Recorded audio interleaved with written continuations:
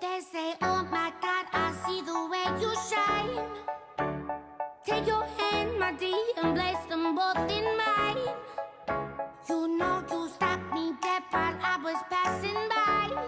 And now I beg to see you dance just one more time.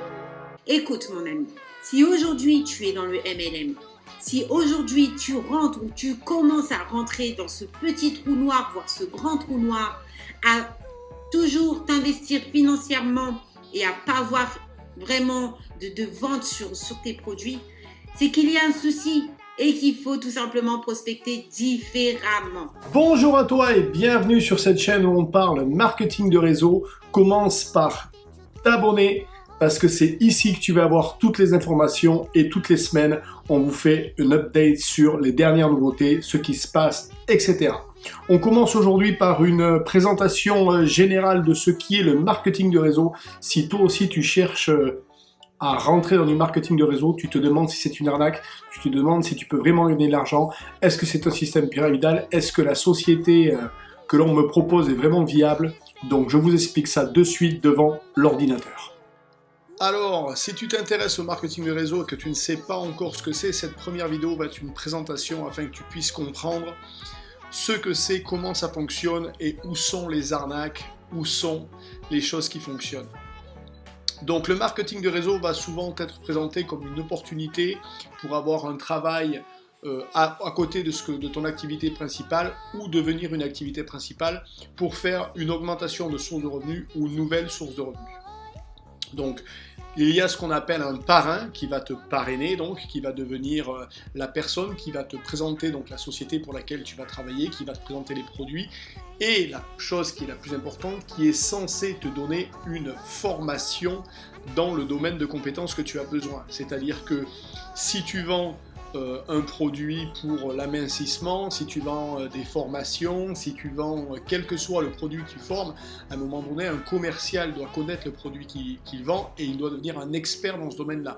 Donc si tu n'as aucune compétence en nutrition et que tu vas revendre des produits de nutrition, ça va te poser un problème. La deuxième chose que ce distributeur, donc tu vas devenir distributeur, doit faire, donc ton parrain, il doit te donner une formation générale de vente. Il doit t'apprendre comment vendre, parce qu'à un moment donné, si tu as un produit à vendre et que tu ne sais pas vendre, tu ne vas pas l'inventer. Tous ceux qui échouent dans le marketing de réseau, c'est parce qu'ils ne connaissent pas leurs produits, ils ne savent pas vendre, et pire que tout, ils ne savent pas comment développer leur réseau, puisqu'on est bien en train de parler de marketing de réseau, ce qui veut dire qu'il faut que tu augmentes ton réseau pour leur vendre des produits ou des prestations.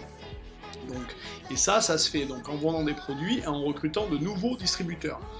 Alors, est-ce que c'est un schéma pyramidal? La grande question de l'arnaque du schéma pyramidal. Il faut savoir que pour faire la différence entre un système pyramidal et un système qui n'est pas pyramidal, tu ne peux pas t'en rendre compte en ce qui concerne le système de commission. C'est-à-dire ce n'est pas parce que tu reçois des commissions des gens qui sont en dessous de toi, de tes pairs, de tes affiliés, et que les gens qui sont au-dessus de toi reçoivent des commissions, que c'est un système pyramidal de façon automatique. La chose étant très simple, quand tu es dans une société et que tu es responsable commercial et que tu as des commerciaux, tu prends des commissions sur le chiffre d'affaires de tes commerciaux. Donc on pourrait dire que toute société qui détient un responsable commercial et qui a des commerciaux est un système pyramidal. Non. Ce qui fait qu'un système pyramidal, c'est qu'à un moment donné, il n'y a pas de produit à vendre. Donc si la société en question n'a pas de produit, donc elle ne vend pas des formations, elle ne vend pas de produits physiques ou l'un ou l'autre, elle ne fait que recruter des affiliés, c'est-à-dire moi je t'affilie, toi tu m'affilies, lui il s'affilie et nous affilions, mais qu'est-ce que nous vendons? On ne vend rien. Là, tu peux te poser la question de savoir est-ce que c'est un système pyramidal ou pas. Et il ne faut pas tomber dans l'erreur que certains font. Il y a des sociétés où il est plus rentable d'affilier que de vendre du produit, donc les gens se mettent à faire plus d'affiliation que de vendre de produits. Ça n'en fait pas pour autant une société pyramidale, ça fait que certaines personnes choisissent certaines stratégies, d'autres stratégies, et forcément certains cherchent la rentabilité avant le bien-être des autres, Ça, c'est un défaut ou une qualité, ça dépend de quel côté on se pose. À un moment donné, si ton souci, c'est le bien-être des autres, tu vas essayer de leur apporter donc, la formation et des produits pour améliorer leur vie. Si ton souci, c'est uniquement de gagner de l'argent, tu vas regarder la société dans laquelle tu es, tu vas te dire, voilà, ce produit-là ou ça me rapporte plus que le reste, je me focalise là-dedans. Donc ça, c'est à vous de vous poser les bonnes questions. Ensuite, si tu veux rentrer dans un système, donc LML, un MLML, c'est multi-niveau. Donc, il faut te poser quelques questions. La première question à te poser, c'est de savoir si tu veux être un vendeur. Parce que si tu ne veux pas être un vendeur, ça va être difficile pour toi de vendre des produits. Est-ce que tu as un plan de vente solide? Donc, à un moment donné, est-ce qu'on t'a appris comment recruter des filleuls, où aller les chercher, et est-ce qu'on t'a donné une formation de vente? Quels sont tes objectifs de revenus? Quelques centaines d'euros, un revenu complet ou devenir riche. Dans tous les cas, à un moment donné, il va falloir te positionner. Tu ne deviendras pas riche. Comme toute société, il va falloir que tu t'investisses à fond si tu veux que ce soit ton revenu principal. Il va falloir que tu développes des compétences. Il faudra que tu sois bon. Et si tu ne fais pas ça, ou si on ne te donne pas la formation qu'il y a, ou si les gens qui sont autour de toi t'ont juste parrainé, ne s'occupent pas de toi, tu vas mourir et tu vas tomber dans ce que tu vas appeler toi une arnaque, puisque tu vas être investi dans quelque chose seul, en train de ramer au milieu du désert. Ça ne marchera pas. Et la dernière question qu'il faut te poser, c'est est-ce que tu vas mettre à risquer du temps et de l'argent? Est-ce que tu penses que si tu n'as pas ces compétences-là, c'est sûr que ça va être un risque? Donc est-ce que tu es prêt à prendre ce risque, ou est-ce que tu te dis attends, moi avant d'investir dans du MLM, qu'est-ce que tu vas me donner en échange? Est-ce que tu vas me former? Quels sont les produits? Est-ce que je vais avoir des techniques de vente? Est-ce que je vais savoir recruter? C'est très important. Et donc pour ça, il va falloir que tu fasses tes devoirs. Il va falloir que tu recherches les entreprises, les noms d'entreprises. Est-ce qu'il y a des escroqueries? Est-ce qu'il y a des plaintes sur Internet? Est-ce qu'il y a des satisfactions clients? Est-ce qu'il y a des gens qui sont rentrés dans ces entreprises et qui n'ont pas été satisfaits? Dans toutes les entreprises MLM, il y a des insatisfaits, comme il y a des gens qui sont insatisfaits avec iPhone, il y a des gens qui sont insatisfaits avec le dropshipping, il y a des gens qui sont insatisfaits avec tout. La vraie question de se poser, c'est est-ce que l'insatisfaction, elle est due à un manque de travail, ou est-ce qu'on leur a fait miroiter des choses qui ne sont jamais arrivées, ou est-ce que l'insatisfaction, elle est due au fait que c'était une escroquerie? Est-ce que tu es prêt à rechercher des clients, des distributeurs, et qu'est-ce que disent les clients et les distributeurs que tu connais autour de toi? As-tu des informations là-dessus? Donc là, c'est ce qu'on partage sur notre site internet. Je t'encourage à t'abonner à la newsletter. Tu as le lien dans la description ou en haut dans l'onglet.